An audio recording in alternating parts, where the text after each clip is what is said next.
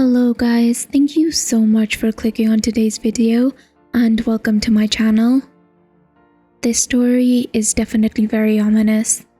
OP's husband in this tale has absolutely no affection for their newborn baby and tries to avoid the baby at all cost. Unfortunately, the reality behind this response is so much worse than we can imagine. With that ominous statement, I just want to say that I do hope that you enjoy this story. If you do, please give it a thumbs up. And anyways, onto the story. My husband is not bonding with our 5-week-old son, and I'm not sure what to do. Like the title says, my husband has yet to hold our son. He won't call him by his name, and he always refers to him as the baby, and he won't do anything to help take care of him. On Tuesday, my husband moved into the camper to get some quiet time, as he calls it. I've seen him for maybe 10 minutes since Tuesday. Up until our son was born, we had a great marriage. I don't know what to do. OP then added some relevant comments. They say, this is probably totally unrelated and me just being goofy. My husband used to box semi-professionally. He had to quit because of concussions, like those football players. At first, I thought maybe he needs an MRI. My husband's co-worker, my husband is a field tech at John Deere, came by yesterday to see the baby. I asked some questions and my husband has been fine at work, not forgetful or acting strange. So it's probably mental and not physical, right? To which someone replied, mental health issues are physical issues in the brain. The symptoms are experienced mentally. OP then replied, he's just not himself. If I was to call the non-emergency line to the local fire station and explain that my husband, who has a history of head trauma, is not acting like himself, what would happen? Could they take him to get tested? I'll make the call. I just don't want to escalate this and then be wrong or have him mad. And then OP immediately followed up their own comment by saying, screw it, I made the call.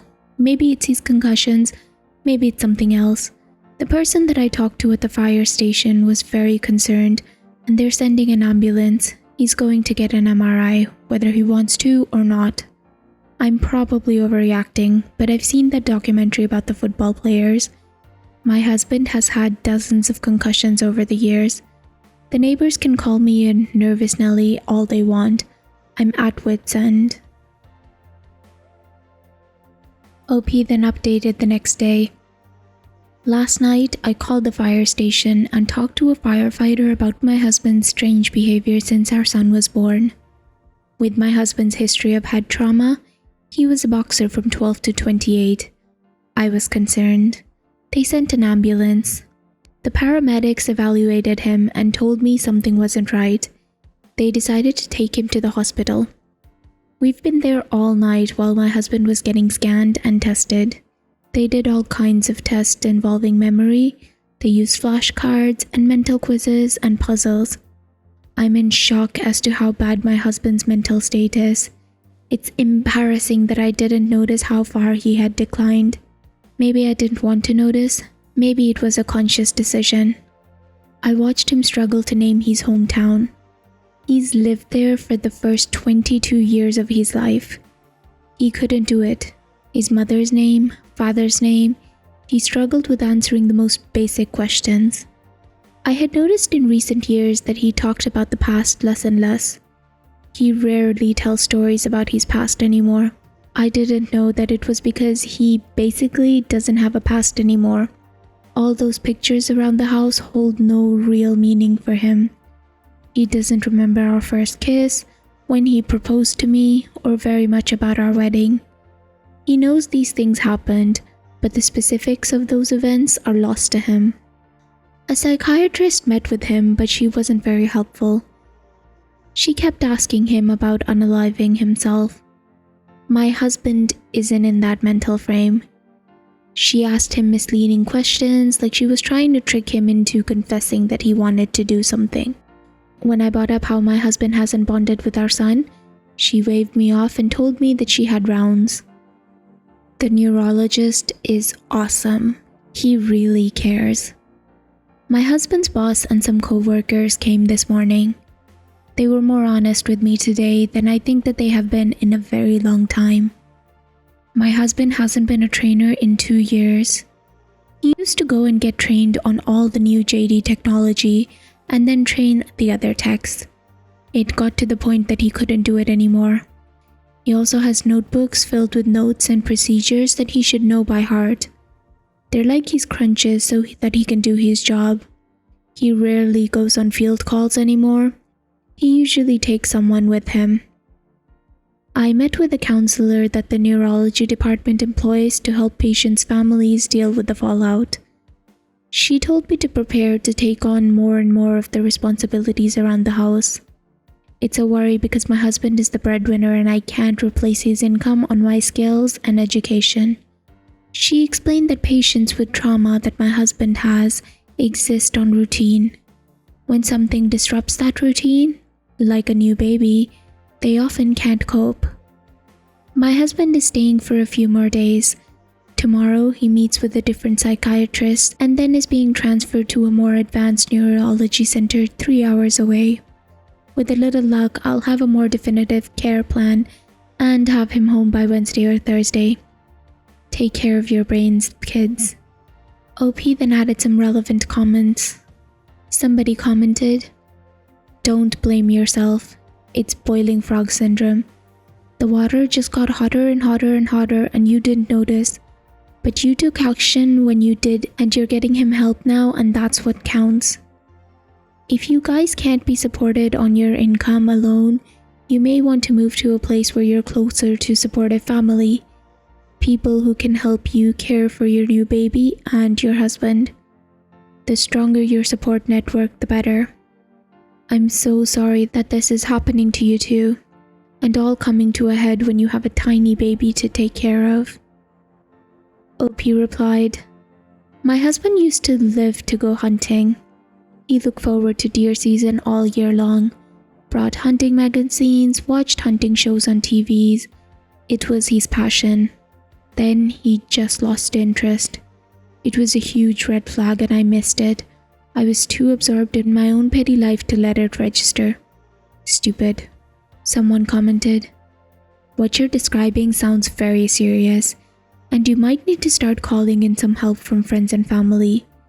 You mention in a response here that family lives far away, but this sounds like something that you may be unable to deal with on your own and you need resources to help your husband care for your new child and come up with a long-term plan for how to manage this.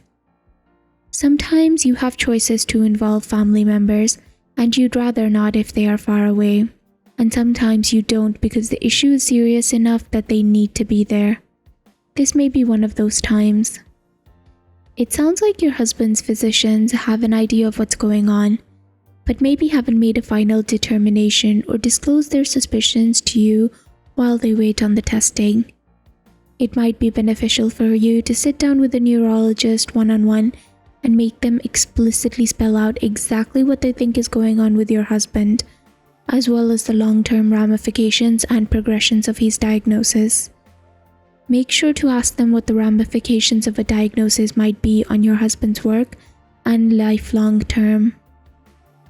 This sounds very serious and you're going to need all of the information available to make good choices. Some of the responders here are attributing the problems you described to lack of sleep or other minor and temporary issues. However, the symptoms and history that you describe also bring up the possibility that this may be a more serious, chronic health diagnosis. No one here can help you troubleshoot what is going on, and this will be something that needs to be done by your husband's specialist physician, like the neurologist. This is far above Reddit's pay grade. I'm being repetitive, but I can't stress the importance right now of cornering your husband's medical team if you need to and make them tell you what's going on. Bring a trusted friend or family member with you. Record or take notes and make them repeat things that don't make sense. If this turns out to be minor, great. If it's not, you will want to know now so that you can plan instead of being blindsided in the future. I don't want to scare you, but I don't want you to miss necessary information because you're unaware that people are treating you with kid gloves. Hopefully I'm wrong and that's not the case. OP replied, "It's called CTE. That's their diagnosis. It's very serious. This will no doubt affect my husband's ability to even hold a job. Just from talking to his boss, they're already bending over backwards to keep him working. There's not much more that they can do if he gets worse. I can't replace my husband's $28 an hour job cashiering at Walmart. So yeah, this is going to have serious ramifications. We'll get a definitive diagnosis at the Advanced Neurology Center early this week." Someone replied to OP, "This is where he applies for medical disability. It will at least help. It may not be enough, but it can help." To which OP replied, "That's what the counselor said. It's scary. I mean, he's only 35. To think that he could be like this for another 30 years or more, I'm ashamed to say that I had a good long cry. Bills, oh God. A week before the baby was born, we bought a new Tahoe. 72 payments. I wanted a new car to go with the new baby. There was nothing wrong with my old car. Stupid, stupid, stupid. We're still paying on his truck. The mortgage, credit cards, tool payments, the bills from the baby haven't come yet. We're going to have bills from this. We have insurance, but the copays and deductibles are high. I'm trying not to think about it all." It's been a long and difficult week. My husband went to the city to the major neurological center on Monday, and they confirmed his diagnosis of CTE, which is chronic traumatic encephalopathy. He was there until Wednesday and then he came home. He worked with a counselor there and my husband held his son for the first time. He had this kind of bewildered look on his face, and then he teared up and said, "This is all I ever wanted and I can't even enjoy it." That broke my heart. I had to leave the room for a while. Brain injuries are tricky. The neurologist said that the best case is that my husband doesn't deteriorate any more than he is. When asked about the worst case, they told me to be prepared to put him in assisted living. That's something you never want to hear. This whole journey is a roller coaster. We're working with a counselor through a church in the area to try and develop some coping strategies. The biblical counseling is a ministry supported by teething, so it doesn't cost us anything. We have a standing appointment Fridays at 4. With my husband's injury, he can function well on a routine. Babies don't do routine. At 5 a.m., my husband gets up, then goes for a 6-mile run, then does calisthenics, shower, shave, brush his teeth, breakfast, and then he starts his day. If his routine is disrupted, he can't recover and adjust. Our dog adjusted to my husband's routine. At 5 a.m., she's ready to go for a run. Babies don't do schedules. It's hard not to get discouraged. I see my husband struggle so hard to adapt. It hurts him that he can't learn the new tasks quickly. I'm patient and supportive, but he still gets frustrated. Like packing the diaper bag, for example. He knows that we need stuff. He just can't do it without a checklist. So screw it, I'm making checklists. The nurse said that it's important to try and make things as normal as possible. Watching a 35-year-old man not be able to figure out how many diapers to take on a trip to Walmart is heartbreaking. I made checklists for everything. If it's something that he does all the time, he's better. It's learning new things that are hard. For the past couple of years, in hindsight, it's baffling that I didn't notice. All I can say is that I must have fallen into a comfortable routines with him. I didn't question anything. If I asked him to do something and he refused, I just did it myself. It never occurred to me that maybe he wants to go out to eat breakfast because making breakfast causes him anxiety that he'd rather not deal with. Go ahead, nominate me for Wife of the Year, although I'll probably be runner-up to Lorena Bobbitt. The owner of the dealership took us and the service manager out to dinner on Saturday to come up with a plan for keeping my husband earning. The owner is kind of old-fashioned and is adamantly opposed to seeing a young man like my husband depend on handouts to feed his family. Thank God. They're going to assign a junior tech to work with my husband full-time. He'll be there on every job helping my husband out. The dealership also has a bunch of old equipment on the lot that they can't sell. It's mostly scraps. They're going to clear out the lot in an auction, and whatever money is made will go to us to help pay for medical bills. The general manager is also checking with John Deere Corporate to see if they have any assistance programs a dealer tech would qualify for. I think there's a foundation or something.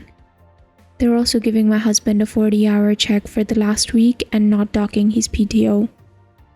My husband agreed to let me take over finances. I don't think that we're behind on anything, and our credit is good, so it should be pretty easy. Paying the bills and balancing a checkbook has been a real burden on him. It explains why he stopped letting me have access to the bank account a while back. He told me to just charge everything to the credit card and he'd take care of it. Another gigantic red flag that I missed. Looking back, there are so many red flags that I missed. I feel like an idiot. Oh my goodness, I used to tease him about forgetting stuff. I made jokes about him being a punch-drunk old boxer.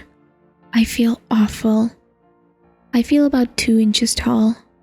I can't imagine how bad I embarrassed him over the years.